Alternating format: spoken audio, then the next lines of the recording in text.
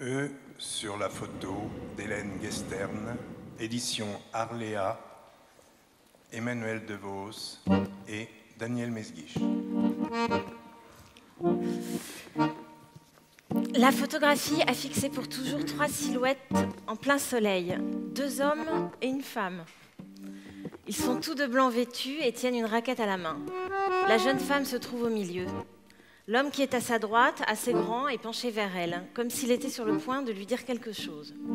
Le deuxième homme, à sa gauche, se tient un peu en retrait, une jambe fléchie, et prend appui sur sa raquette dans une posture humoristique à la Charlie Chaplin. Tous trois ont l'air d'avoir environ 30 ans, mais peut-être le plus grand est-il un peu plus âgé. Le paysage en arrière-plan que masquent en partie les volumes d'une installation sportive est à la fois alpin et sylvestre. Un massif encore blanc à son sommet ferme la perspective en imprimant à la scène une allure irréelle de carte postale. Tout dans ce portrait de groupe respire la légèreté et l'insouciance mondaine. Pourtant, la jeune femme ne s'est pas départie d'un soupçon de gravité que ne démentent pas tout à fait son sourire et la lumière malicieuse de son regard. Elle est grande, elle aussi, moins que l'homme qui lui parle, mais suffisamment pour donner l'impression d'une harmonie dans leurs allures. Son corps est élancé, sa beauté un peu austère, avec son visage allongé et ses pommettes hautes et rondes. Le creux des joues est balayé par des cheveux épais, courts, coupés au carré.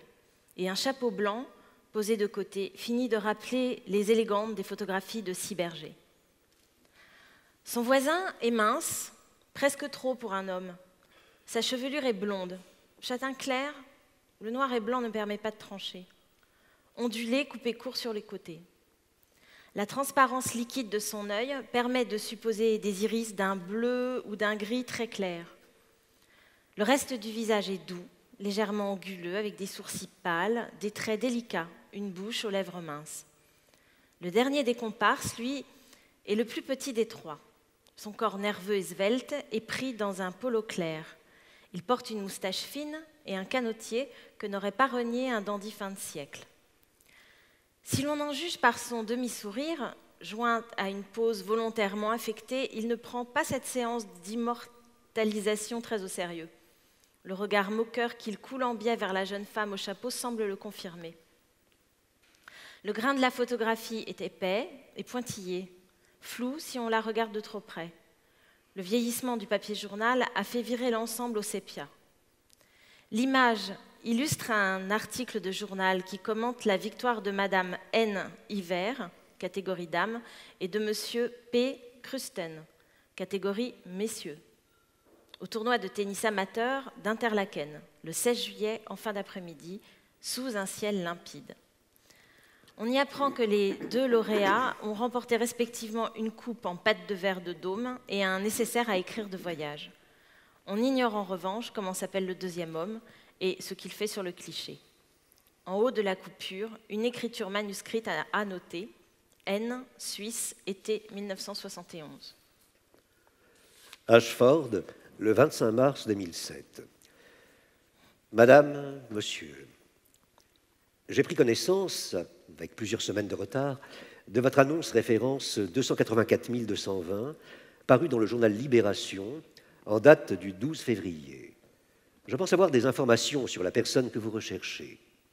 Il s'agit certainement de mon père, qui a souvent séjourné à Interlaken l'été.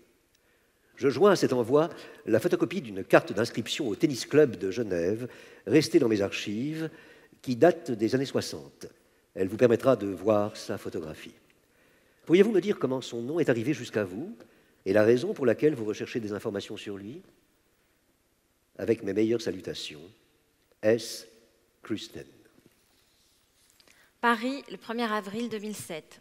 Madame, Monsieur, merci pour votre lettre à laquelle je ne m'attendais plus. Cela faisait maintenant plus d'un mois que j'avais passé l'annonce dans plusieurs quotidiens français et suisses, et les 2 réponses que j'avais reçues ne me paraissaient guère plausibles compte tenu des lieux et des dates. La vôtre, en revanche, ne laisse aucun doute. Ainsi, vous êtes le fils ou la fille de ce P. Krusten, dont j'ai trouvé la photographie et le nom dans les archives familiales. La jeune femme qui se tient à côté de lui sur la photo est ma mère, disparue quand j'avais 3 ans. Elle s'appelait Nathalie Hiver, de son nom marital. Je ne connais pas son nom de jeune fille. Mon père n'en parlait presque jamais.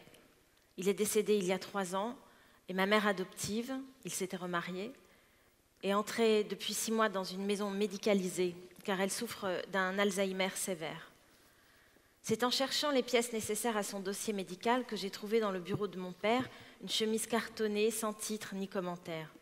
Elle contenait cette coupure de journal que je vous photocopie. Apparemment, ma mère et l'homme de la photo, votre père, ont participé à un petit tournoi de tennis près d'Interlaken et l'ont remporté chacun dans sa catégorie. Une gazette locale leur a consacré un article en indiquant leur nom en guise de légende. C'est grâce à cet indice assez mince que j'ai pu passer l'annonce. Je ne possède que peu d'informations relatives à ma mère et je n'ai aucune famille qui pourrait me renseigner sur elle.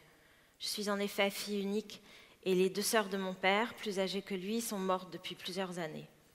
Cette photographie m'intrigue énormément. J'aimerais identifier les personnes qui y figurent. Pourriez-vous m'en dire davantage sur votre père? Savez-vous comment il a connu ma mère? Est-il encore en vie? Et surtout, accepterait-il de me parler?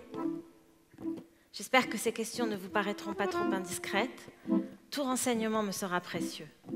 Merci encore, en attendant d'avoir répondu à mon annonce. Bien à vous, Hélène Hiver.